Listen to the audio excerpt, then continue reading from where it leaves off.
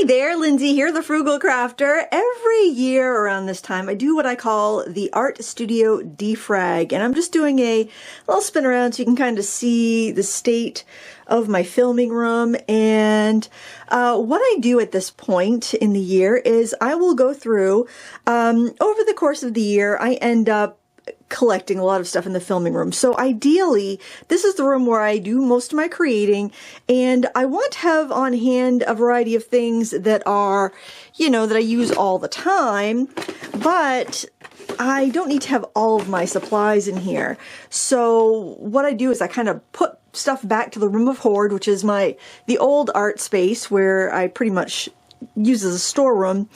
Like you can see here, I have all of these like sketchbooks and papers and whatnot in these cubbies. I generally use that one for alcohol markers. I'll have like a watercolor sketchbook and a watercolor block. That's really all I need in here. And then sometimes I end up just like putting stuff in here and then I totally forget that that's where they are. And it's stuff that I'm not using that often. I don't need to have it in here. And then I've got things that I use every single day. I'm always in this bin, for instance, getting Q-tips or trays to lay stuff out in, or a tube bringer. That's the stuff I always use, so that makes sense to have in here. But I end up with a lot of things that need to be put back. So that's what I'm going to be doing. That rack there has things to be reviewed, but I really think I need to tidy that up a little bit. And yeah, I just got a gift from Craft Stash. It was a Christmas, I think it was a Christmas present because it came with a Christmas card, but they've also got some new products they've released that they've sent over, and I've got some projects in progress there. So let's go over to the room of hoard and you can see how that room is looking. All right, so this is where I pretty much store everything that I don't use on a daily basis. Especially things that I have a lot of, like rubber stamps. I've got my wooden ones there and my unmounted ones there. I've got my card making supplies there. Sometimes those will be in my main filming room if I'm using them a lot, but for the most part they stay there. And then I've just got cubbies and shelves of supplies. I've got a few things that I was recently using out. Like I got a binder there because I was just using those stamps. This rolly cart here, if I'm working on a project, I throw everything in that rolly cart. So I was making oil paint sticks, so I had all of that stuff in there. I'm going to be making some cold wax medium and some encaustic medium, so I've got some of the projects, some of the stuff there, like a fan for ventilation, beeswax, my resin is around here somewhere.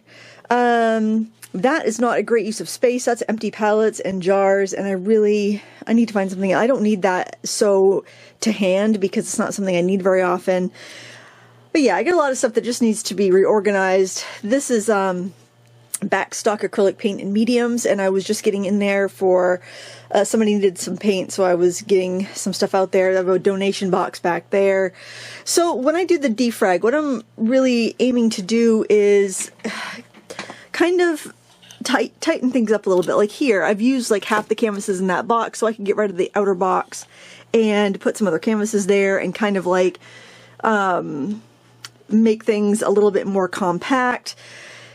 Yeah, basically that's what I do. I go through because like I'll have things that are like half used up, so I can take everything out of the container they're in and combine like two containers together, stuff like that. It just needs a going over once a year. I also like to put my hands on everything I own in the art supply department because then I can see exactly what I have, and that way if I'm doing a project and I'm trying to think of something that will work, because I don't live near a lot of stores, and the stores that we have in our nearest city do not have that great of selection. So I like to know what I have on hand so that I can use it up and I can come up with some creative projects. So I do keep a lot more on hand than what somebody would typically want. And I like having the backups mainly because I used to teach. That was my, like, in person, that was my livelihood, and I know YouTube's not going to last forever, and who knows what the online landscape will look like, but I think there's always a need for art teachers in real life, so having supplies that aren't going to go bad before I get a chance to use them are great. If it's something that has gone bad, obviously I throw it away. If it's something that I don't think I can use up before it goes bad, then I will give it away, but for the most part, I want to keep things in working order so that I can use them either in classes or in my own personal work. So this is where we're at now, day one. the start of my defrag journey, and I don't know if it's going to look that different. I mean, it's really not that bad. But, yeah, just thought I would do a little overview because I always forget to take before pictures, and it's kind of fun to do a before and after. Anyway, those are where I throw my acrylic paints that I use for gel printing, or if I kind of get towards the end of a tube and I want to, like, restock in my filming room, I'll throw the leftovers in there. But anyway, that's where we're at, and we'll see you soon. Alrighty, cleared out the rolly cart there, and I thought that would make a really good tabouret for oil paint and oil paint sticks, so I just kind of stuck a few of those things in there. All of the jars that were in there, plus the jars that were back there, I just put in that cardboard box back there. It's just packed full of the small wee jars, and that way if I am asked to do a Mother's Day project at the library, then I will have that. I can do little votives, little tea light holders, and we can decoupage like tissue paper. I think that would work pretty well as a project for that. Now I took all of the palettes that were in there, and so because other than the jars there are a bunch of palettes in the bottom two rows, I took a shallow basket. I love these from the Dollar Tree. They're like letter organizers, and that box right there is all just small 12 count, like the 12 half pan palettes, and I have all these other little tiny tins and tiny little travel palettes that are empty in here so I can grab them as I need them. Some stuff is just kind of homemade stuff, but it's stuff I use for when I'm doing reviews. And then on the bottom I have these are from Dr. P.H. Martin's. They're just these kind of large, they're for like inks, they're ink palettes. This is like a packaging from a pen set that I thought would make a really good oil paint palette for plein air. I've got 3 of these. Kind of ridiculous. I bought them on sale, but I figured, you know, I'll need a palette. You need palettes. When you review products, you always need palettes. So I have 3 of these, but I don't need to get to them. I'm not going to open them, but they're like kind of the jelly gouache style of palette. They're empty. And then I got some of these folding palettes from Ocean State Job Lot. They're really great for when you're reviewing a small set of paints. And I've just got some paint trays here, just some palettes to mix on. They came in like jelly gouache sets that have been used up. And yeah, that's pretty much it for that little organization thing. But I like this because I can just pull this out and I can access everything really easily.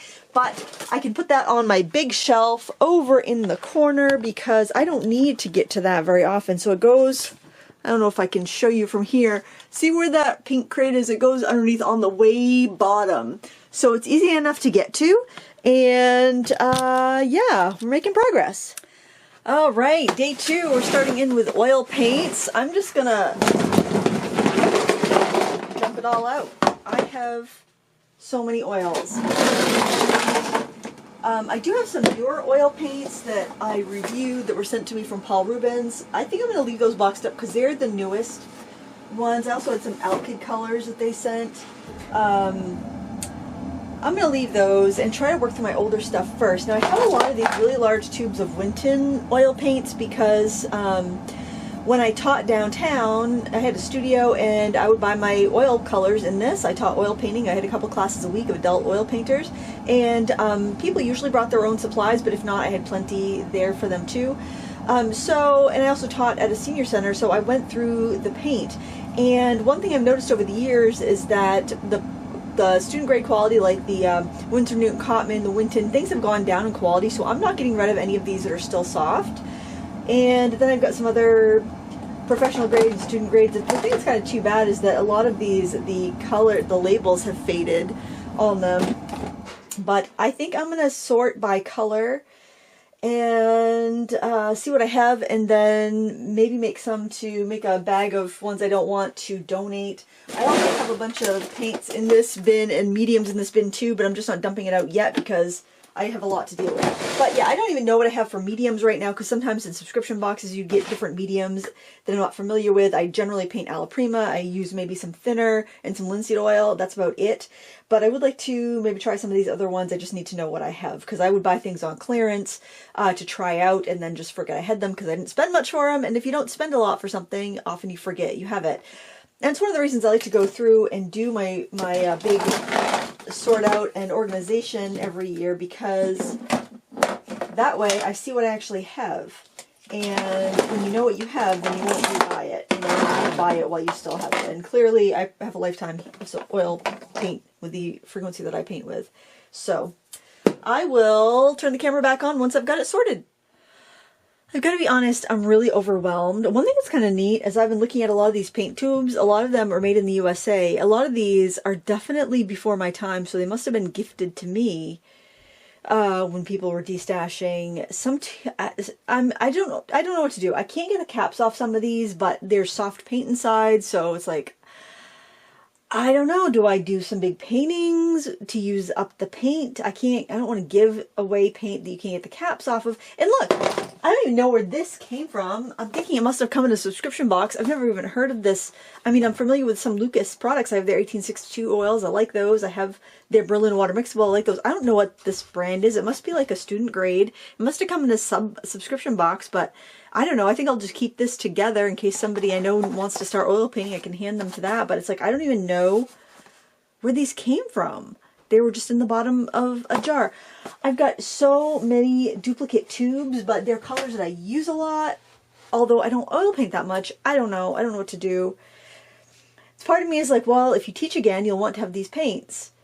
And so I'm not quite ready to let them go because they also look really janky. So it's like, I don't really want to give them away because they look kind of awful. And if the caps are hard to remove, I don't want to give somebody a problem.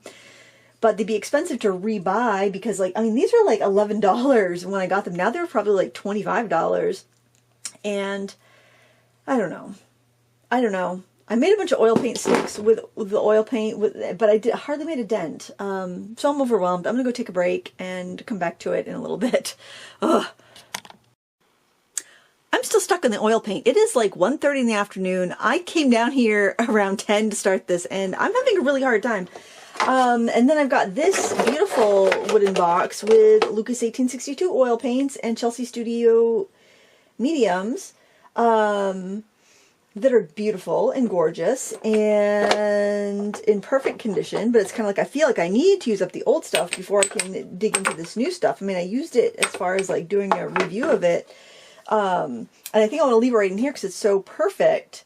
But I think the reason I am so hung up on the oil paint is because these tubes, I bought these tubes back when I was teaching downtown, and I had my business downtown, and it was in this gorgeous little actually, it was a big studio, and I had 2 classrooms. I had other teachers that worked with me, and I think it's a total, like, kind of trying to chase my youth, and, I mean, this was, like, 22 years ago, and I think I missed that, and, like, all of these oils represent a version of myself that no longer exists, although I do like to still paint with oil paint, so, but I think a big part of it is that these big tubes of paint represent my teaching career of like teaching in person. I mean, I still teach, but I teach online, and I think there's something I miss about the community and the connection. And by like letting go of these big tubes of paint, I'm letting go of the possibility of having that community again, which is kind of ridiculous, but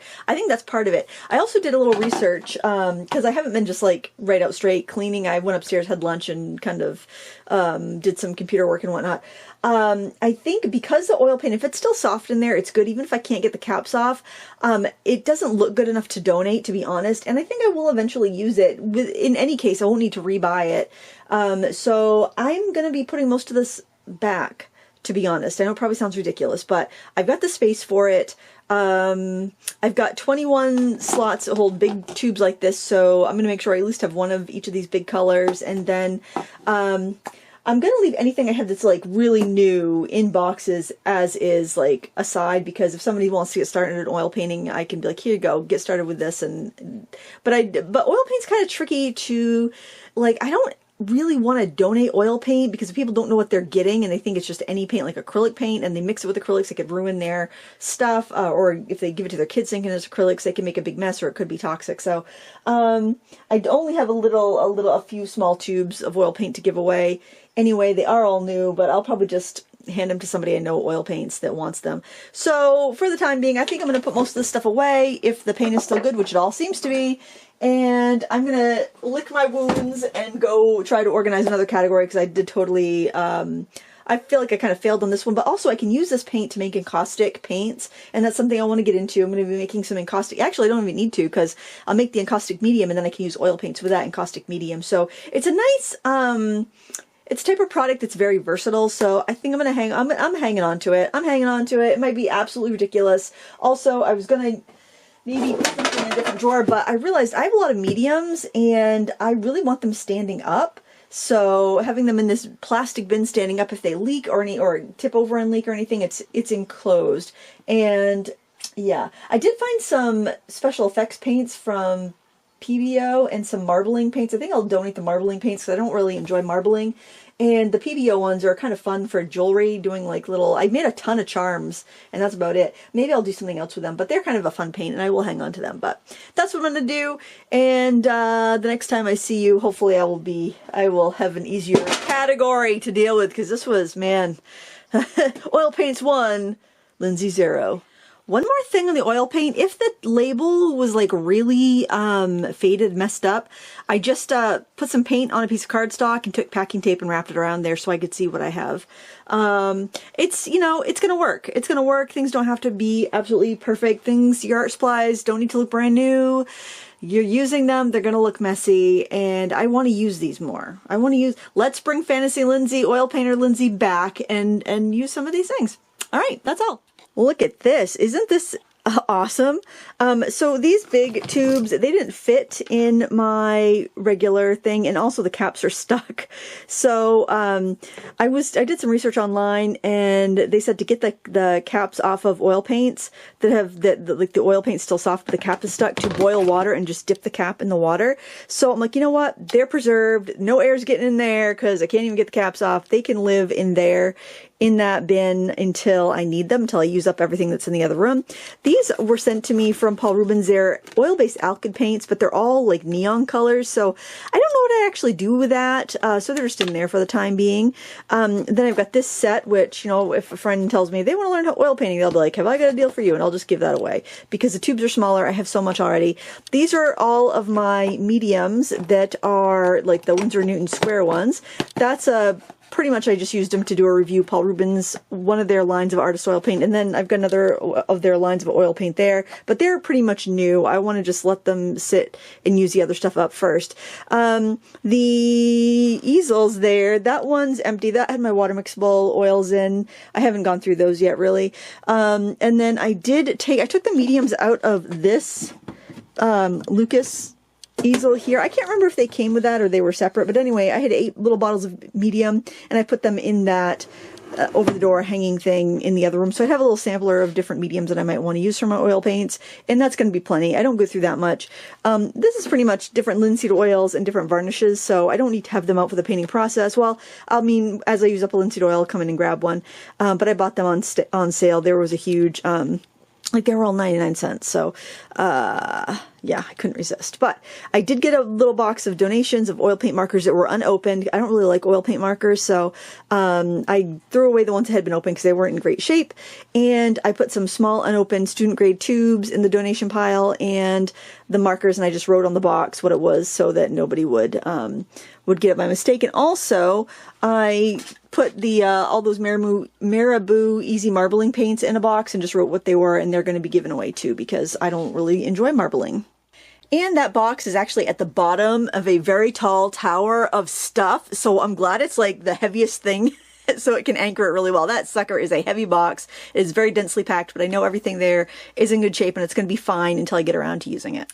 I'm back in the filming room where I do touch all of this stuff very frequently, although that bin there, that has a lot of stuff in it that needs to come out, and then I'm actually going to pull everything out and only put back the stuff that I use on a regular basis. There I've got soft pastels and pan pastels, and those are fine. I've touched all those things, gone through all those things within the last year, so I'm not worried about that. My goal here is to really just go through everything that I haven't had my hands on in the last 365 days. I don't know if this is going to be helpful or entertaining, but I thought I'd just show you what I pulled out. Massive amount of stuff. It can be held in those two cubbies. It was crazy. So I got this calendar last year. It was one of those Utera day off, and I thought, oh, that's great. I will save all those pictures every day as I diligently remove them from my calendar, and I will file them for reference. I wish I had just left it all together, because then I would have this nice little flower reference book, but instead I have this where I kind of crapped out on taking the calendar pages off. Then I've got this little pouch of designs. And then I found another sketchbook. Oh my goodness. And then I had stuck a thing in the back, so I've got more of those. Maybe I'll just go through and pull out my favorites, but this stuff needs to be put away. I totally forgot I had that sketchbook there, so it hadn't been used in a long time. This book, oh my gosh, I totally forgot about this. A Field Guide to American Houses, because I do want to get better at urban sketching and sketching architecture. So I've got this lovely book here that I think I need to bring it upstairs and like leave it in the living room so that I will be tempted to kind of look through it in the evening and sketch from it, because I'm not doing it here. So this needs to go either in my reference library or upstairs for the time being. Random scraps of paper and gessoed paper. That does not need to be here. Oh, these are cool. These are ceramic pans, like jumbo ceramic pans. I've got 3 of these and they're just sitting there. Do I pull them out to use them? Not very often. They can definitely go with my other watercolors. They don't need to be in the prime real estate. I'm trying to think what's going to go back. So these will definitely go back. These are just some random watercolor pencils. Mostly they're Spectrum Aqua. I really like the Spectrum Aqua pencils. I'm not sure if they still make them or not, but the neat thing about this brand was they were very vibrant. A little goes a long way. And the way they sold them, they didn't have open stock, unfortunately. But I have to say, I probably use these more than anything, and I've barely made a dent. The neat thing about this is they came out, I think there were like either 4 or 5 sets of 24. I guess it was probably 5 sets of 24 because I think there was 120 in all. And they came in a set of 24, but if you bought one set of 24 and then you bought another set of 24, there was no duplicate. So you could kind of collect them as you went. And that's how they do their regular colored pencils too, which I think is kind of a nice idea, especially if you're not a heavy colored pencil, like watercolor pencil user. And these are marketed to crafters, which probably wouldn't go through the amount of media that somebody painting large paintings with these would go through. They would just be like coloring smaller stamped images and whatnot. I really like that idea, but I like the quality of these pencils. So I have those in here. I have a few like doubles of Albright Drawer watercolor pencils. Now, if I was going to do a watercolor pencil painting, I would go and get my Albright Drawers off the shelf, or I would go get my ink tints off the shelf and just have those tins out and use that. But if I'm just like, oh, I want to sketch something really quick and then add water to it, I'm going to grab these. These are kind of like my Prismacolor pencils and my kind of inexpensive wax-based pencils that I grab for just adding a touch here and there. It's not what I would do a full piece with generally, but it's a full color pencil piece or full watercolor pencil piece with, but it's a great all-around set, and I'm not worried about, they're not precious, I'm not worried about using them up, so they're definitely going back. These cases are from Dollar Tree. They're in the beauty section, and I glued some together to make some bigger cases. This is how they come. I have gone through these recently because I had just such a hodgepodge of random pens. So I went through and I organized all my fine liners a couple months ago, and I just put like one set of the liquid liquid fine liners in here because I really like those. Teflon bone folder, game changer. I mean, obviously you can get through life with a regular bone folder, but a Teflon bone folder is so much nicer. So I just wanted to give you a tip on that in case you were thinking about it. Extra razor blades for my X-Acto knife, white gel pens, a brown pen, a brown kind of like a flexible nib pen, and then I've got a assortment of fountain pens. I'm not a real fountain pen aficionado. I don't have any expensive ones because I don't trust myself, honestly, but I love these Gin House Sharks. They're so cheap. I put Dr. P.H. Martin's Radiance or Spectralite. They're, you know, the non-pigment, the dye-based watercolors in these. They do dry out. I think that I don't know how people keep a huge selection of fountain pens going, because I find that they will dry out. But like with these watercolors that I like to put in them, I just wet the tip. If there's any paint left in them, they just come back to life. And they're cheap, so I don't worry that I'm ruining an expensive pen. I also have some Preppies, some Platinum Preppies. Those have not dried out, probably because they have the interior cartridge, and the Gin House I'm filling from a refillable cartridge. So there's actually, that's not all dried out. There's some in there. I really like these. Are also very affordable, and you can get them that will come like with some extra cartridges with them, which is really nice, but you can buy the cartridges pretty easily. And I love that they're refillable. So anyway, I also like these right here. Look how much ink is in one of these. And these are like, for 10 bucks, you get 16, 2 each of 8 different colors. These are the Snow White pens. I found them on Amazon. They are a great deal, and they write so well that if I ever do use one of these up, I'm going to see if I can refill them because they're such a nice pen. I guess you could also use them as a dip pen too, with a cap, and have them as a travel dip pen. I don't know how useful that would be. But this is my most expensive fountain pen. I paid like $22 for this at an art shop, and it's the biggest pain in the butt I've ever used. So yeah, not a fan. This is actually a really nice one. This is it's very inexpensive. This is a Jane Davenport fountain pen, and I think she sells them on her website still, but I got this back when they were being sold at Michael's. But it's got a nice weight to it. It's a dream to write with. I put this ink in it. It's a Dr. P.H. Martin's. It's that same Radiant watercolor I was talking about, but I just love that color. And then when I'm watercoloring over it, it kind of bleeds into my watercolor, and it just gives it a vintage look. So I have 2 jars of this. I keep one in here all the time so I can fill up this pen as needed. And I have another one of her pens, just as it's turquoise instead of this scale color, the scale motif. And I keep it in my travel bag, and I use it a lot, so it's definitely a favorite. Oh, and these are really fun. This is why I don't get any organizing done, because I find all these goodies. I'm like, oh, I want to play with this. I also put the ink, that same ink, in this pen. This is a fountain pen brush pen, and let me show you. Oh, you got to unscrew it probably so it doesn't leak. It's got little bristles, so it's like a real brush pen, and I got a set of 5 of these. They're by the company New Bestie on Amazon, and it was like, I'm thinking it was under $14. It might have even been less, but I think I've seen them for sale for around $14. But hasn't dried out. Wonderful. It's got like a little screw type refill capability. It's a refillable pen. I love refillable stuff. Oh, I want to show you something else I got. Oh, is it here? Did I leave it out? Oh, you know what? I might have put it away. But it's a refillable. Oh, here it is. Oh my gosh, this was so fun. And I took one and I put India ink in one. Look at this massive marker. I put India ink in one. I put Blockout White with water. I think I might need to add a little more water to it in this one. But I can't wait to play with these. See, I get distracted, so I don't know if my cleanup's going to go as smoothly as possible. But I think if I'm feeling excited to use my stuff, I'm just going to stop and use my stuff, because you know, you get in those doldrums and you can't find inspiration. I think you got to grab your inspiration where you found it. But anyway, I saw Katie Moody, who's another YouTuber. She's an illustrator, and she uses acrylic markers a lot.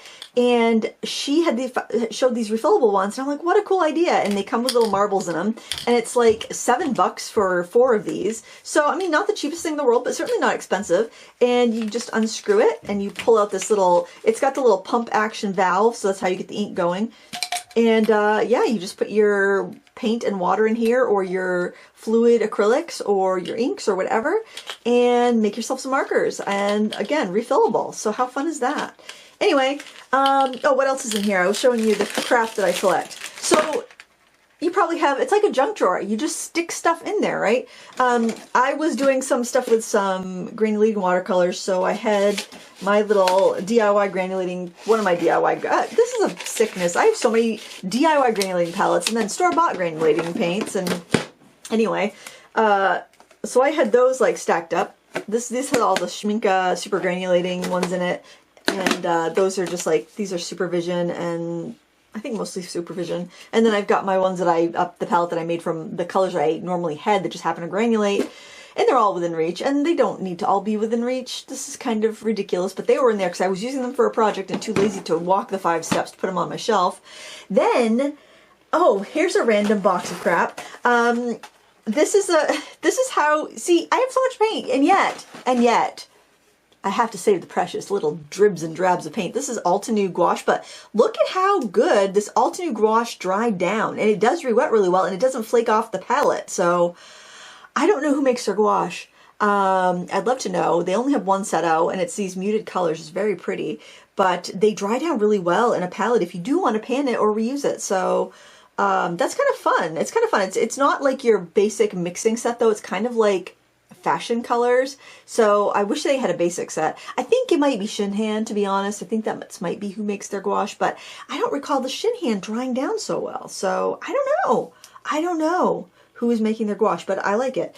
Then I've got some book rings because my last selection of sketchbook, I keep all my sketchbook floozy stencils handy so I can divide up pages or make layouts and stuff. And so my last collection has these shapes like this, so that you could just kind of freeform lay out different things that weren't, you know, from the grid. We also have our universal templates and whatnot, but yeah, so I want some book rings. I wish I got larger ones. I know I have some. I know I have bigger ones, but I bought these at the Dollar Tree because I couldn't find them. Hopefully I come across them during this organization extravaganza that I'm doing this week. I thought it would take 2 days, but I'm on day 2 and it's not looking like it's going to take 2 days. Also, I have these things, and this is like a paperweight. I don't know. I think it might be a butter press. I'm not exactly sure what it is, but it's some antique thing. But it's like, I don't know. I would use it as a photo prop, and this is a great photo prop because you could put like cards or envelopes or whatever in there, and it will stand them up. But does it need to be right there? No, it doesn't. It doesn't. Here I have my webcam and remote and selfie stick that I hooked this to the thing that's holding my camera now, so I can move the webcam really close if I want to. But I don't stream that often. I do not need this. I can put this in with the rest of my tech across the room. I can make those steps on the rare occasion that I live stream something. I have a bunch of different little tools, and actually this right here is a little viewfinder. I don't tend to use them in the studio that much. This is a DIY one, and I made a little value scale on the back. I think I'll stick that up there with my Sketchbook Floozy stencils and stuff, because that would be handy to have right there. It's skinny. And this color guide, I don't typically use a color wheel, so I got a little value eraser thing there. Just a bunch of different little, you know, color things to help inspire you, but I don't think I need them right there, nor do I need the Color Scout. I've got my color cubes behind me. I feel like I should have them together or something. I don't know. I should use them more, honestly. But I don't know. I guess sometimes those tools can be a little gimmicky, and they're fun, and they're so quirky and novel, and they're fun to use, but then in the course of my normal day, I have to make a point if I'm going to use them. Maybe it's because I've been painting for so long, so I have an idea and a sense of the colors that I want to use, and I don't need that color inspiration so much. But and if I didn't, maybe I would use them more. But I need to make a specific idea or project to use them for. Otherwise, I don't use them. I don't reach for them. So they don't need to be right there. And I go clutterblind. I go clutterblind to them because they're just there, and then eventually I stop seeing them. Oh, these are those empty pens. This is what they look like when you get them. I think I filled, no, I only filled one of them. I bought a 5-pack. But yeah, this is what they look like. They might not, like, when you first get them, they actually have some sizing in there.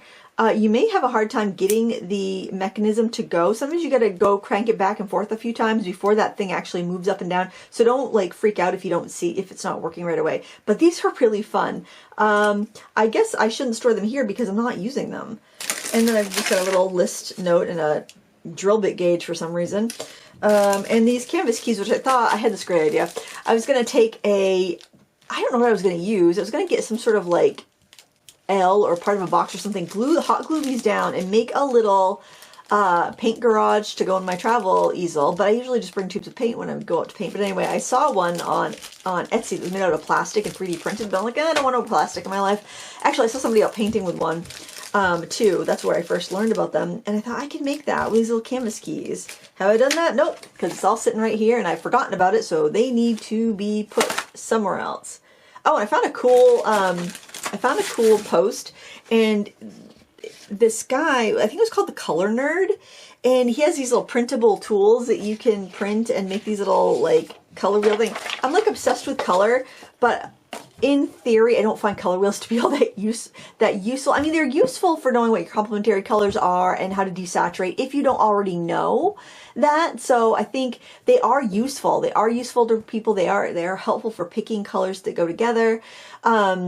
But then when you develop your sense of color and you develop your color theory and you just, it's like, it becomes your intuition eventually. And once it becomes your intuition, you don't need the guide so much, is what I'm saying. But they're fun. And I love funky, quirky, novel things like that. What else do I have handy? I think they just look pretty in there too, don't they? Oh, here's some more random stuff. I just have little blender pens. This has Gamsol in it. It's just a marker that was really, really pale, so I cleaned it out and then I filled it with Gamsol. And then I've got a couple here that have alcohol. I think they're alcohol based. They're Derwent blender pens.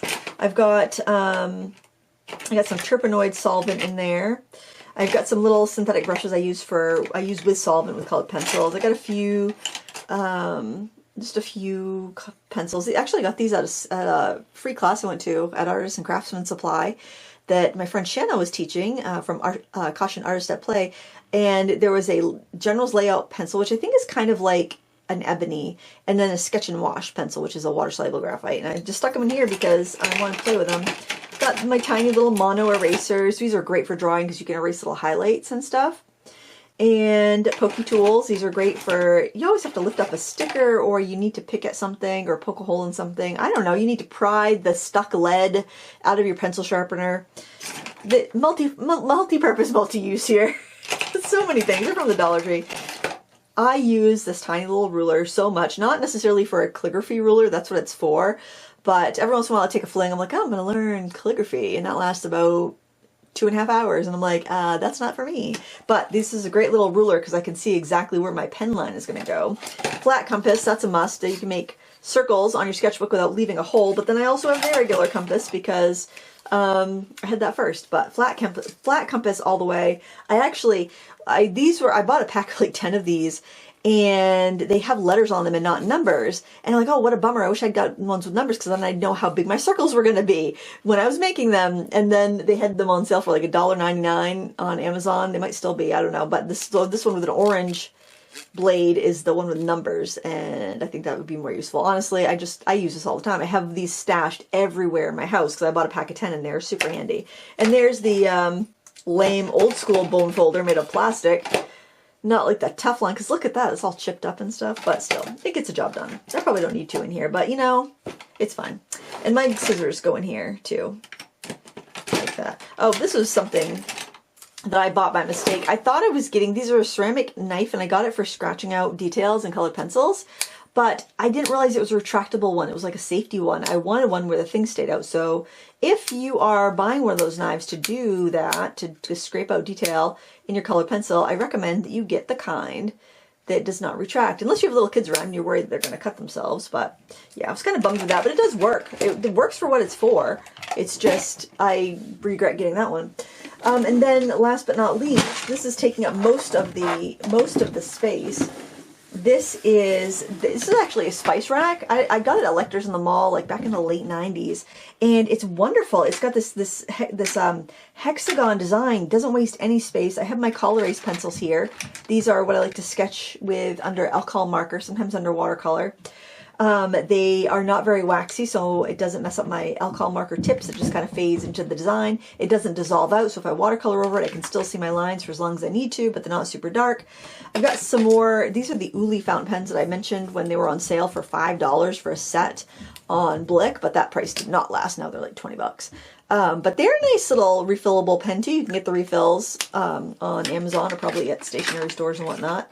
These are not that great. These are Jinhaos, like the Jinhao Sharks, but I find that these are really scratchy and they're hit or miss. So I wouldn't get these. I got more solvent, more Gamsol that I can use in traditional oil painting as well as using them for colored pencil. I've got a bunch of these. I'm actually going to be using these in a project. I stamped out a bunch of, what did I do with them? Oh, they're over here. So I've kind of like, my first attempt at organizing my studio, I found my Lost Coast design stamps and I was like, oh, I want to do some New Year's cards.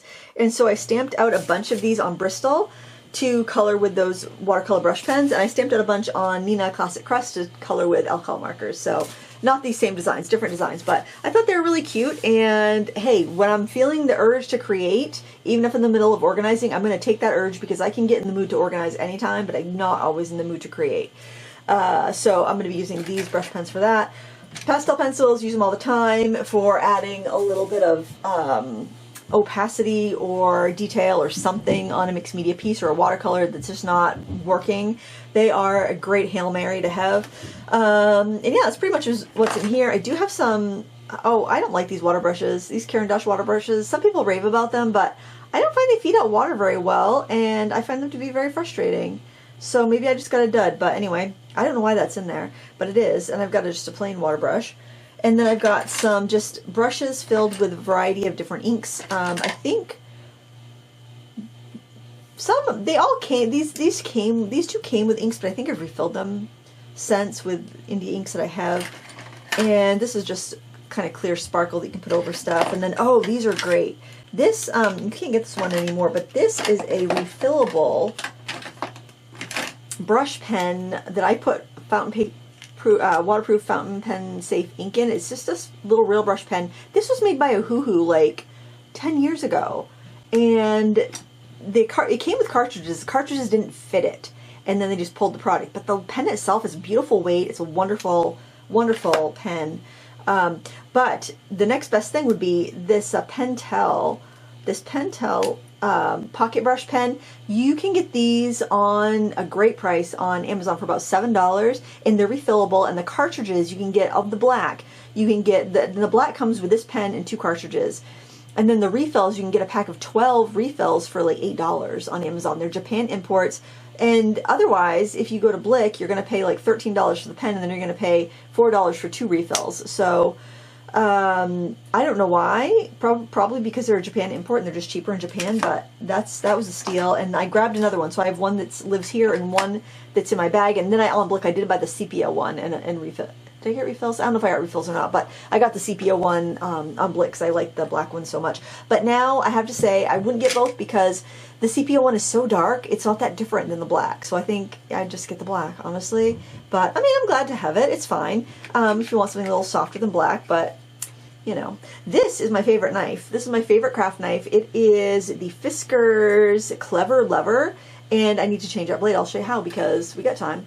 And I've got blades handy, because if you have your blades handy, then you'll actually change your blades, and you won't cut yourself, and you'll have a much better life experience. So let me get... Oh, another favorite pen are the Fudenosuke, I think that's how you say it, pens by Tombow. And again, you can get a really good deal of these on Blick. You can even get like a 20-pack. I was getting the 3-packs, and it comes with a soft tip, a hard tip, and then a dual tip with a gray and a black for like $5. They don't have that deal anymore. I think it's like $7 now. But you can get a pack of 20. If you know you love those pens, you can get like a huge pack of them. But anyway, that's neither here nor there. So what I am going to do is get one of these little blades. They might be a little rusty because I have a tendency to overbuy, especially, and I think I got these back when I was teaching in person, not online. So, you know, you just went through more physical product. So they might have a little bit of rust on them, but, you know, just be up to date on your tetanus shot. Yeah. It's fine. It's fine. I'm an adult. I know how to use these things responsibly. So then what I'm going to do, to change a blade, you pull down on this, and then you bend it over. And then it is kind of a tight fit, but you can wiggle that out. And then you're going to put the new blade in. Careful not to cut yourself, so grab it by the non-sharp side. And then you just go like that and pop it in. And the nice thing about this, and why I don't use my regular old style X-Acto knives anymore, is that the blade, it doesn't twist and get loose. You know how the like pen style X-Acto knives, that little collar will loosen up and then your blade starts to wiggle and you have to stop and you have to tighten it. And also this is more ergonomic. This is like a triangle grip, and I find it really easy to cut with, and I'm not somebody who loves to hand cut. So, and I use a cork because I lost the lid, but I've been using this cork, and I've had this for many years. It is my favorite. And then to dispose of that, I would just take a piece of tape and I would tape that to a piece of cardboard and throw it away so nobody gets hurt with the trash. I don't want like it to cut through the bag and hurt the trash collectors or anything. But there's that. So that all came out, and I'm going to put some of it back. I'm going to put the pencils back, the watercolor pencils, my pastel pencils, the pens, because those are things I grab all the time. The rest of it, though, I don't think so. Oh, I also have these 2 pots of brushes, and they definitely can be put into the back stock because I have plenty of brushes out. These were brushes for review. This was not something I did on YouTube. This was actually for brush development for a company, so I'm not going to put that in front of the camera for too long. But yeah, so those aren't things I'm going to be usually. If I'm painting here, I'm filming, so I wouldn't be using those to paint and film anyway. And these I've got so many brushes already going. I'd rather kind of use the ones that I have as they wear down, kind of replace them in and out. So anyway, that's where we're at. I don't think I need to show, I'll show it after when we're all done. I'll just do like pans around everything. It's probably not going to be dramatic. I don't know. I hope it feels fresh and inspiring, but like I said, if I get inspired along the way and I need to create something and it puts off my progress in organizing a couple days, I'm going with it. I'm going to go with that creative flow because I think when you organize and you pull things off the shelves and you pull everything out and you look at it and you touch it and you put it back, you kind of wake up the magic in these supplies because they feel loved again and and you want to use them again and you remember how much joy you felt when you first acquired them, and that's good. that's good. Getting to know your stuff. It can also quell or quench any of that desire you may have to go shop or to buy something new. And then also confronting, like I confronted my oil paints, confronting your excess will really put the kibosh on you wanting to go out and buy more stuff. So I hope it helps you. I know. It helps me. Anyway, onward. I have started working on the paper today. And so what I'm doing here, because I have recently gone through all my paper, and I haven't bought any new, and I've used some up. So basically what I'm doing, and I've done this first row already, is I am like pulling everything out, putting them in order by size, and then kind of just kind of justifying them and putting them back in so that they're all nice and neat. And then I'll put these little labels back in because I've gotten really lax at putting the labels in the right spots just so I know where everything is. This one, all these papers are different sizes, so that looks a little messy, but like I've got my cardstock that is in the big pads there, but my other cardstock, I just want to show you this. I don't really need to do anything with this because, like I said, I haven't bought any more cardstock. And it's all sorted by color in like page protectors. And the page protectors I use were recommended by Jennifer McGuire. They're job ticket holders. They're really thick. And I can put like, 25 sheets in one container. So once I got that all organized, I really didn't need to buy any more cardstock for the amount of paper crafting I do. So that works out great. I will need to go through the, I've gone through a lot of just plain cardstocks for jelly printing and whatnot, so I will need to go through that and just tidy it up a bit, but there's not going to be anything too interesting. But the thing I wanted to mention here, and why I'm turning the camera on, is because as I go through each like category of, say, pattern paper, I'm going to flip through the pads because that's going to refresh my memory about what I have. And I honestly believe that the supplies that I have in the paper crafting realm are better than a lot of the stuff you can buy now. So this just kind of reminds me what I have. And even though, if I make a card and I do a video on it and somebody sees it, they won't be able to buy the exact same paper. They can still get the idea. And I want to encourage people to look at older like videos too that people have done, because you may even have stamps back in your stash that other people used back then. And the way I organize my papers, I'll just show you because I have some of the tags right here. I just fold these and tuck them under the paper. I've got kind of throwaway paper that I use for envelopes, and I keep them with my envelope templates so that I can quickly just make some quick envelopes if I run out, which I do quite frequently. For someone who doesn't make a ton of cards, when I make cards though, I usually make like 20 or 30 at a time, so I run out of envelopes. Anyway, like pretty prints, florals and stuff, birthdays and celebration. That's what I was going through over there, would be the birthday and celebration pile. Christmas, and I might have some other things that I grouped together because I don't have a lot of Christmas, so I put a couple different things in there.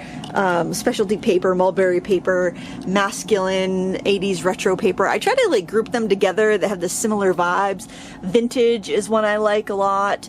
Childhood, Halloween, storybook, that sort of thing. So I'm just going to go and neaten that up. It's nothing that I really need to film, but I thought I would just kind of take you through. Oh, one other thing I did this morning was I did the cubbies here, and I had markers kind of everywhere.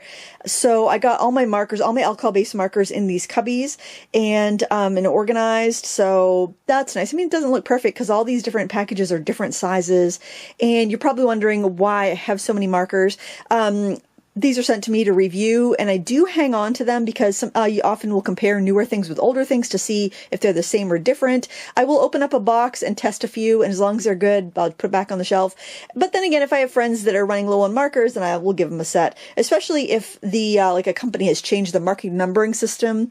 I like to go through if like I notice the same body is being reused or the same marker numbering system is being reused. That way people can know where they can find refill inks for their markers if they need to. So I think of my craft room kind of as an archive as well. And I have this huge set right there. It's like 260 markers. I took that on a retreat last year, and it was awesome because I could share with everybody. And there's no doubles. It was just like a really weird budget brand by Artbeak. I did review it, but they were over there. Now I have more room for full finished sketchbooks, which I have a lot of sketchbooks that are almost finished, and that's where I keep my finished sketchbooks. So yeah, they'll make their way over there.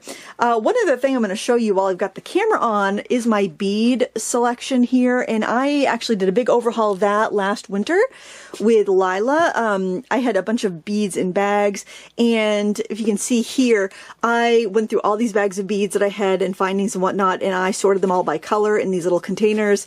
These are great. They're by, let's see, I don't think I latched them because they're kind of hard to open, and I don't have little ones around that will get into them. But I sorted them all by color so I can easily pull together. I don't really like to follow patterns for like jewelry or anything. So if I feel like making a necklace that's blue or red or green or whatever, I'll grab the trays that I need and go from there. And so because I have had my hands on all of these supplies within the last 365 days, I'm not going to go through them, and they're all like in these containers here, very well organized. So if I have touched it within the last year, I'm not going to go through it. I've gone through all my gouache, and actually I do use beads, but not necessarily for making jewelry. I would like to make some more jewelry because my jewelry is looking shabby. Oh, and I also did all of my pencils, and like I had those Inktense blocks in the other room, and those big XL blocks, and it's like I'm forgetting that I have them. I need them here in the stockpile, in the archive, so I can see what I have. I put all my my watercolor products, my watercolor pencils here, and then I have a variety of different pencil sets. I have all my 12 sets and random little boxes up there, and I get into this stuff quite a bit. And I have void because I do have some products that I use often that are in the filming room that I want to have room for when I need them. But yeah, I put all my gel plates here. I'm not sure I like the way I like the way I store my gel plates, but I'm not sure if that's the best way for them. Like some of them I will just stick onto plexiglass and use them as palettes or just have them ready to go. But I don't know if it's the best to store them on their acetate sheets anymore. So I may redo that, and the clamshells do take up space, but for right now, they're fine. They're fine just like that. Have these little pastels. I had these in the filming room because I thought I'll just do quick little gel prints sometimes, but gel printing is such an ordeal that I want to do it in here where I can spread stuff out. So I like to use these little chalk pastels through stencils on my gel plate, and I'm like, I'm going to have them right here because this is where I gel plate, so a gel print. Little boards and stuff for making gift boxes. Those I like to make gift boxes to put gift cards in with that one, and that's one of my envelope makers. The other ones are just some templates, which I will get to when I'm organizing. Well, actually, I won't turn the camera back on, so I'll just show you. So like in one of these cubbies, I'll have all my envelope templates. These are my favorite. If you ever see these on like eBay or on a yard sale, just grab them. You'll thank me later. But they're by the company Green Sneakers, and you put them down on your paper, and then you hold them down and you tear away the paper, and then you put the insert down and you fold around the insert, and it makes really quick, wonderful envelopes. So I'm so glad I invested in those when I saw them at a stamp show once.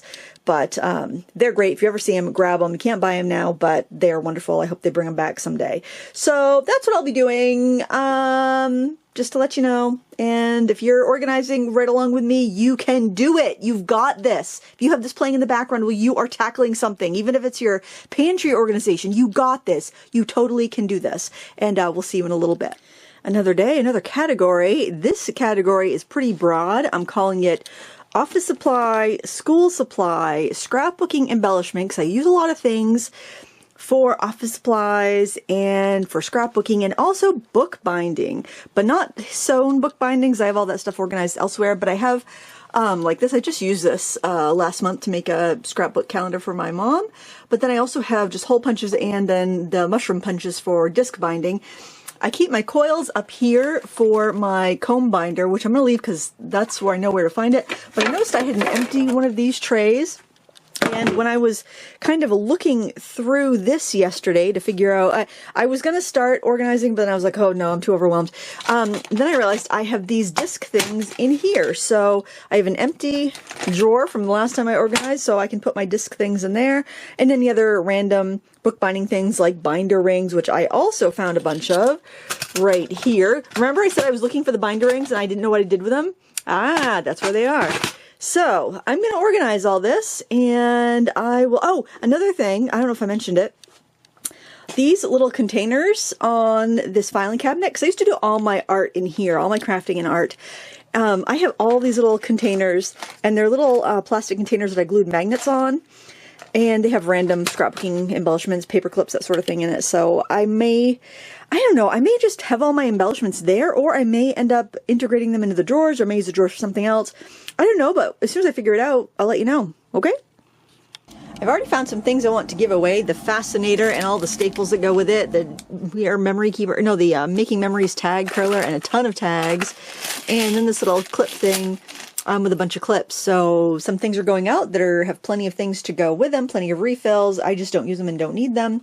And then I found all sorts of book binding things, including this thing right here is full of these little screw posts for if you make scrapbooks with the screw post binding. So all those binder rings, discs in there, discs there, those are going to go back up there with my other binding tools. So that will get some things out. I'm still working on sorting. I have this drawer here that has a bunch of like game pieces, and I found several little bins of game pieces, like little mini playing cards, dominoes, things like that. I'm not sure where those are going to end up, but I just stuck them in there for a holding place right now.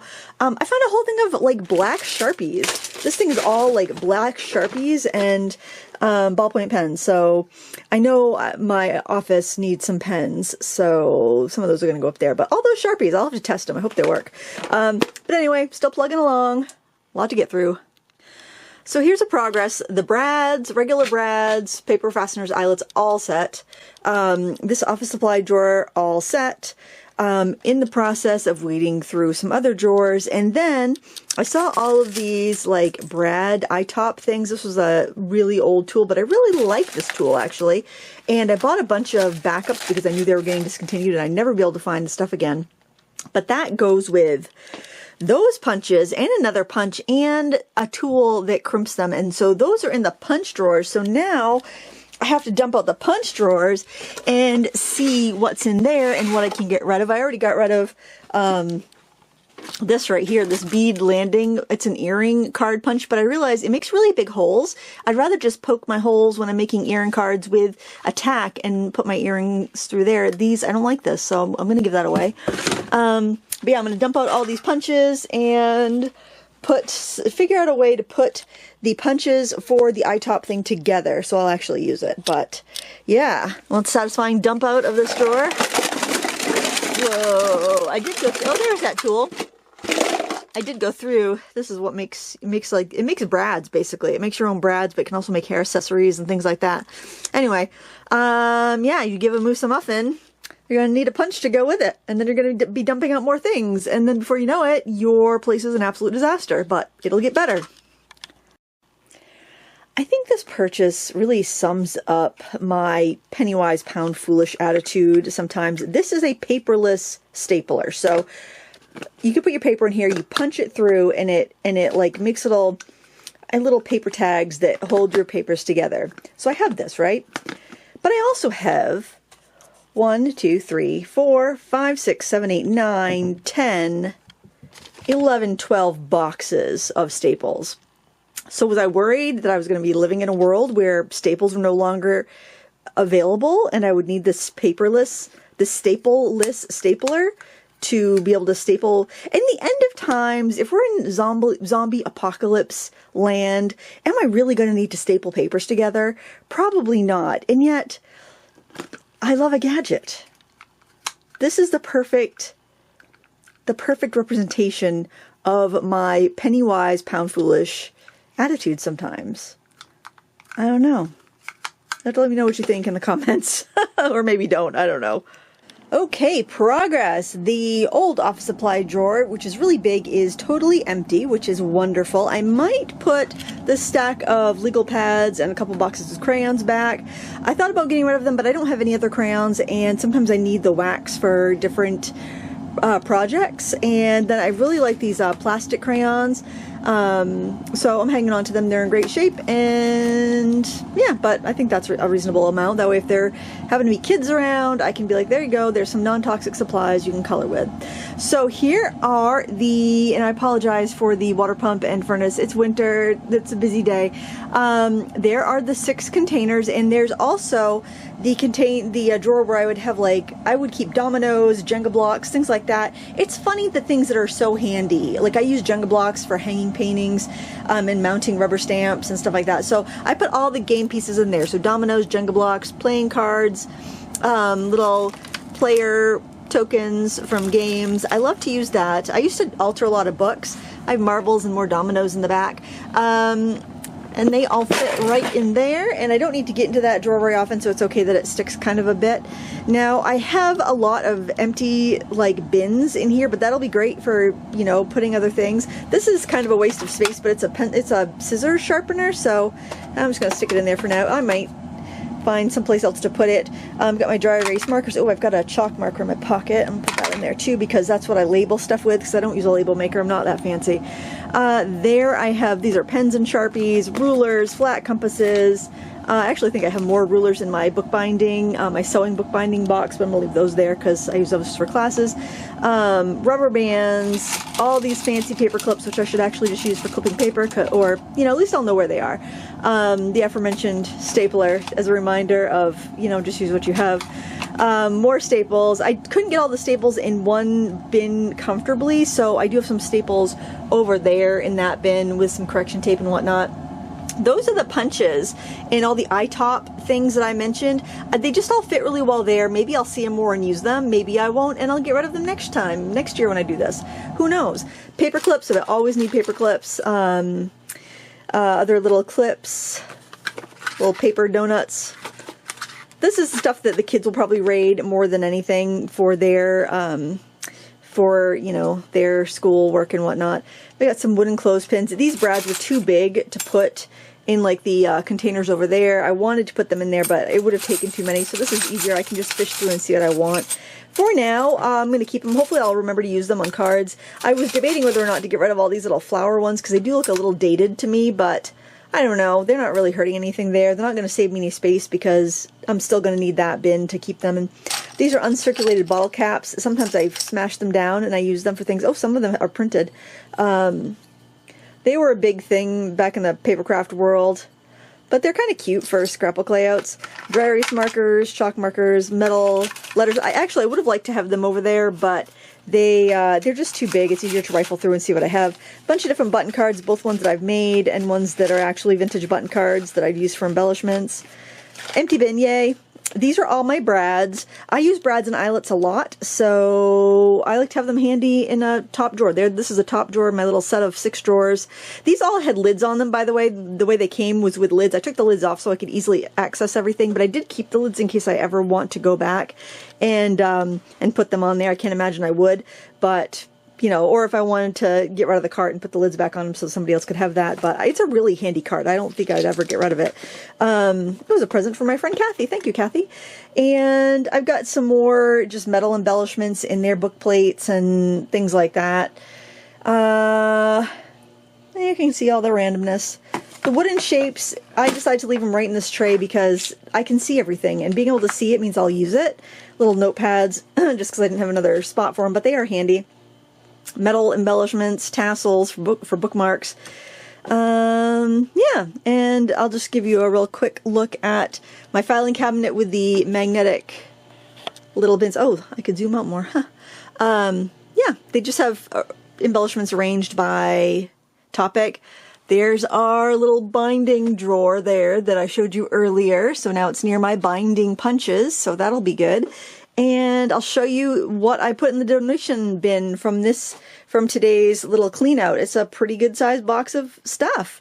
I've got some friends, some local crafty friends that I'm going to give first dibs to, and then I'm going to drop everything right off at the Goodwill or some other thrift store, whatever. I'm going to put it out into the world, but there, I'm going to go put those in the drawer, and then I'm going to take a break. Okay, let's look in the room forward. This took about 4 days, but I'm feeling pretty good. Now, obviously, I don't have the most picture-perfect studio. This is my supply area. I'm a working artist. I teach. I volunteer. I have a lot of stuff, and I've got to have places to put it. So I did empty up a bin down there that had some random kid craft supplies that were left over from when my kids were little, and I finally was able to let them go. That's pretty much stamping stuff there. Stamping inks and card making. That red card is all card making supplies. I ended up with an empty drawer at the bottom of that stamping cart. There's the little rolly cart that had pallets and tins and random stuff in it. And I'm turning that into a little taboret for oil painting, so I can drag that into the other room when I am wanting to oil paint. Over here, I ended up with a clear shelf there. and a big old space down there for finished sketchbooks. And I also ended up with a space there because that's where my donation box was. I did have some little ceramic dishes on that shelf, and they all nested really well, and I put them over there. So when I'm crafting, a lot of times I like to put those dishes out and put different die cuts or stamps, different things in there so I don't lose them as I'm working. I did clear out the stuff that was under there, but then I put some stuff back under there that I don't need to get to very often. And I need a better solution for my gel prints, but for right now, they're just on that drying rack. I actually have a painting on there that's drying that has fixative on it. It's actually dry by now, but it's still there. Those are some paintings. I was working on a DIY acrylic-based kind of like a cold wax, or not like a cold wax, kind of like a cold wax. I was working on something. I was trying to make my own power wax, basically using some gloss medium and using some home decor wax, because I had both of those and I thought, what the heck? And I think I did a pretty good job. It's not cracking, there's no problems. I did it last year and I was just kind of seeing how it held up. I cleared out that bottom drawer down there, and I did put the legal pads and one notebook and a couple boxes of crayons there, but otherwise it's pretty well cleared off. I consolidated my canvases up there so that there weren't voids, and I was able to integrate some canvases I got for Christmas and just kind of tidy it up, basically. I mended this. I did that before I started the whole operation here. That had when it came with like a tear, not a tear, but like the stitching had missed the fabric and the seam binding, so I pulled out the seam and fixed it because it was too late to return it. And I'm thinking about making another bag that's like that to go onto the frame, because it's just a little too small for my French easel, which is kind of a bummer because that's the whole reason I wanted it. And that's just empty for, if I'm working on a project, a lot of times I'll throw everything in that cart, wheel it over to this big desk, and then I can work on it. I did end up with 2 empty drawers in that little cart, which is handy. I don't like that, excuse me, I don't like that cart very much. I like the layout of it, but I can't get the drawers out, and I haven't been able to figure out where they're catching so that I could augment it to pull them out. That's the only one I have never been able to fix. But anyway, I keep like polymer clay, printmaking supplies, game pieces, that sort of thing. My markers were all able to be in those little cubbies, which was nice, except for a couple larger sets on the other side, but I know where they are, and that's the important thing. I just need to know where everything is. I neatened up the papers and supplies under there. I did find some more glass paint, and I keep glass paint and other paints that are specialty I don't use very often in the way back, because that's a really deep storage box my husband built me, and I keep my paper trimmer, die cutter, stuff like that, rugged stuff on top. I have recently gone through all the sketchbooks there, so I didn't really do anything too much there other than add a few more sketchbooks to the pile, unfortunately. I did tidy things up over there, and like when I was cleaning out the office stuff, I had a bag of pencils and I just put them in there. And I already have a bag of pencils in my teaching stash, so I can just replace them as I need to, as they, if they get broken leads, you know, and they can't be sharpened or whatnot. But this is all back stock. It's stuff that I had for the kids, basically. I neatened up this is my wrapping paper stuff, and that's just a spare heat gun there. Palettes and teaching supplies are in the way. Teaching supplies in the way back. Palettes and tins and stuff for like making palettes are right there for when I review stuff and I need to make up a new palette of something. And I got my big gallons of Mod Podge back there. I could even put another gallon if I wanted to. I'm not going to. I have voids in the color pencil and watercolor pencil storage, which is good because I do have some pencils in the other room. And if you're like freaking out, like, oh my gosh, Lindsay, why do you have that much? It's giving me anxiety. Because I review products and I work for different companies. And if I get a job to do something for Derwent, I gotta have the Derwent pencils because I have a relationship with them. Just like all the Ohuhu markers, I work for them. So I frequently need to get into those older things. And then if I get new stuff to review, they've revamped a product, I like to compare it to the old product. So that's why I have this back stock. And also I teach. So being able to bring a bunch of supplies, let people try out different things is really nice. Almost empty drawer there for collage stuff.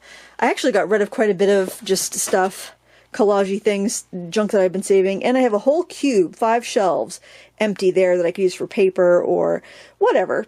I don't know. I'm not in a rush to fill it, that's for sure. And I actually have a little void there. I can't remember what was there, honestly. Apparently nothing I needed too badly.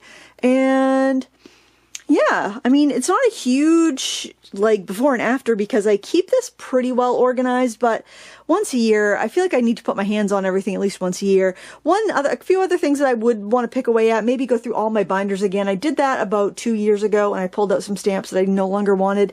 I collect rubber stamps. I collect travel watercolor palettes. Those are my two big ones, but I still like to weed it out every once in a while, and those are stamps in all those binders.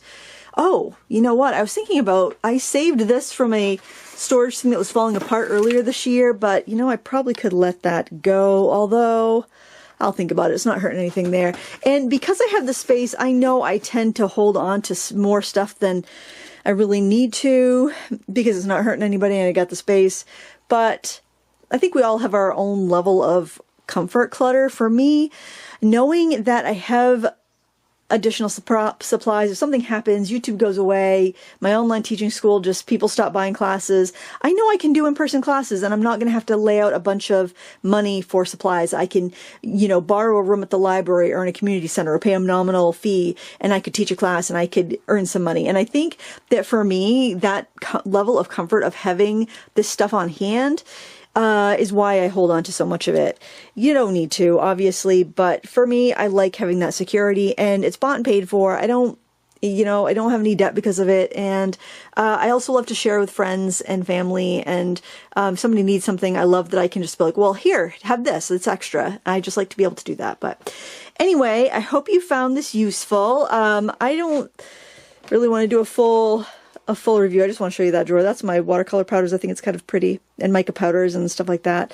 But you know, it's pretty well organized. I'm pretty happy with the organization. We'll go over to the filming room and we'll wrap this video up in there so you can kind of see how it looks.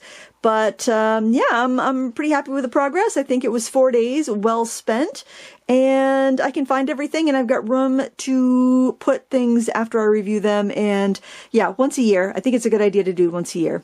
Anyway, let's go over to the filming room. All right, let's take a walk into the filming room now, which doesn't get too bad because I'm always cycling things in and out here. So let's look at the oil paint storage there on the door.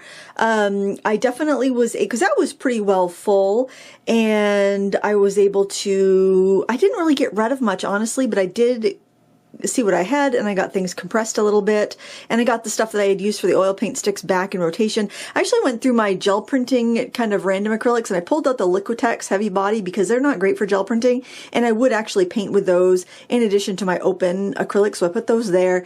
And these are those mediums I was telling you. They were in my Lucas easel, so I put them there so I'd actually use them. So it gives me a little bit of those in here. I don't use mediums too often, so that works out. Got all my reference books there, which I had pretty much done a couple months ago, so I just had to tidy that up a little bit. I just tidied up the stuff on that bottom shelf. Those are more markers, but my sketch markers, I guess they could go in the other room, but I'm kind of having them in here so I can just grab them and go. There's the stack of the office supplies / scrapbooking stuff. So everything is really handy. I was able to get everything out of that big drawer except for a couple of legal pads in the other room, and I just kept my brads together there. I kept a lot of my embellishments in here that were too big for those little containers on the filing cabinet, and I got rid of a bit. So there are some empty spots here and there. I was able to put all of these things in, and those were kind of split up in two places, which made no sense. Let's see, not much different here really, because I do get into everything. I did reorganize all my sewing stuff because I had used up a lot of zippers and then bought a bunch of zippers, so I was able to combine my zippers and elastics in that bottom drawer. I made sure all of the stuff written on the front matched what was in there. I put pins and needles together because I had needles with some other stuff. It just didn't make very much sense. This is all flux stuff. I mean, this is my backup acrylics to go for my craft projects, which is different than the acrylics I use for painting. That's the Art Whale Jelly Gouache that I want to use more because I really like it, so I left that in here. And this is some stuff I'll be using in an upcoming review, and actually also I have, yeah, this is actually just for review stuff, and so is that, and that whole set of trays there is all products to be reviewed. So I kind of put them on deck like that, and then as I get through them, then they go into the general storage. Some things were things that I bought, some things were things that were sent to me. I was able to empty up 2 bins down at the bottom. That set of markers there, that's for review. I just stuck them in there because it's 2. That's the thing with this tray though. These trays are great for organizing projects, but it's not so great for organizing reviews because a lot of times supplies are too thick to go in there really well. But that's one of my next priorities, is just to kind of pick through those and get those reviewed, some artwork done with them, and then into their permanent storage. I brought my ceramic palettes back in here because those are fun to use. I want to use them more instead of them just sitting in the other room. I tend to grab the same ceramic palette all the time. It's kind of nice to have different sizes to work from, especially like with this supervision set that's 48 colors. I don't have a 48 palette to put them in, so I'll just be putting a little bit out on a plate, I think, one of those ceramic plates, and using that.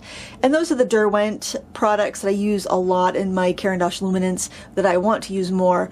But I did a lot of classes for Derwent last year, actually the last few years. I'm not sure if they're going to do any this year or not, but they're handy because I use them a lot.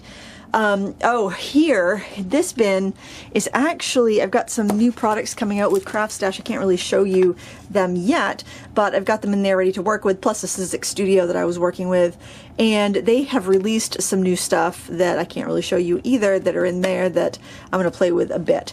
So that probably won't stay there because there's a lot of stamping supplies that I will want to put in with my general stamping stuff, because I like to keep like with like, so I'm more likely to use it. But I do have a smattering of things here because I film in here, and that's where, you know, that's where I want to work, because it's warm. I've got heat in the winter and it's very cold in the rest of the basement. But like these oil pastels, I went through these probably like a month and a half ago when I was making oil sticks. So they are all nice and organized and exactly how I want them. Same thing with my soft pastels. So I didn't have too much I had to do in here, just basically putting stuff away that I no longer needed on a daily basis or on a weekly basis. So I've gone through my watercolors recently, but I would like to eventually get those 2 book bins down at the bottom of that shelf. They're kind of that peach color. I would like to get those somewhere else so I have a little more room for watercolor storage. But for right now, I know it doesn't look very good, but it fits. Everything fits. I find I'm always grabbing stuff out. I could have a more beautiful storage for my watercolor palettes, but then it would have to take up so much more space, and I'm always grabbing random palettes off of there. Not really randomly, because I'm often reviewing and I'm trying to compare it with something I've already used, so that's why I like to have them all accessible. It's overkill for the average artist, but that's one of my collections. Like I said, rubber stamps and watercolor tins. I collect both of those items and I really enjoy my collection. And I like to be able to compare new products with older stuff, so that way I could say, wow, this really reminds me of brand X. And then I could pull brand X out, actually swatch them side by side, make sure I'm not just remembering wrong. And that way, if somebody say they love Schmincke paints, but they're out of their price range, or they can't get them in their country, but they see that this other brand is very similar, or vice versa, or you know, we all pay different things depending on where we live for different products. So if you can find a very equivalent product that costs way less where you live, why not? You know, why not give it a try? That armoire's all finished artwork and cards and stuff, so we don't need to look in there. And then I didn't really do anything under here because I've been recently through, I am through these drawers all the time. I often will take out one of these bins and dump them out, like if I'm looking for a specific color. They're all arranged by color family, like those are neutralized reds, warm reds, cool reds, browns, and I just dump them out if I'm looking for a specific thing. And that's these top 4 containers are all watercolor tubes. I know, overkill, but I like knowing that I have this stuff for teaching and whatnot. I have my water mixable oils. I did keep these over here. I'm going to give these artisan ones another shot. I think I might end up getting rid of some of these because they do feel kind of stiff. They were secondhand. Some of these were secondhand to me, but I just put them in there for now because I didn't have a chance to go through all of them when I was organizing, and I didn't have that many, so I'm like, I can do all that at once. But yeah, all of these have just daily use stuff in them. Not very exciting, but I've been through all that stuff recently, so I didn't really need to go through it again. But there it is, my yearly defrag. I hope you enjoyed it. I also just kind of tidied up my sewing area there. I was able to take my little magnet trays where I keep like seam rippers and pins and stuff and just set them right in there. This is an old vanity, but it works great for a sewing table, so that's what I use it for. And if I need to sew something really large, I'll just bring that over to my main table here or upstairs on my kitchen table. For like 90% of the things I sew, that table is sufficient because I mostly just do mending. I don't really do sewing projects for like YouTube or anything. But Thank you so much for joining me. Sorry to blind you with that light. If it did, I apologize. Thank you for joining me today. There's a rather aesthetic. That's where my camera usually sits, on that stick there. There, that's the pretty side. That's what you see in SatChat. It was fun. I enjoy doing this every year. I like to see everything I have. I find it very comforting, and I find it nice to be able to kind of quench the urge to shop, because I know I have all the best things. I don't need more things. So if you struggle with that, maybe just putting your hands on everything you own, reorganizing it, making sure everything's good, that will help you out in that endeavor. Thanks again for watching. I appreciate it. Until next time, happy crafting. Bye!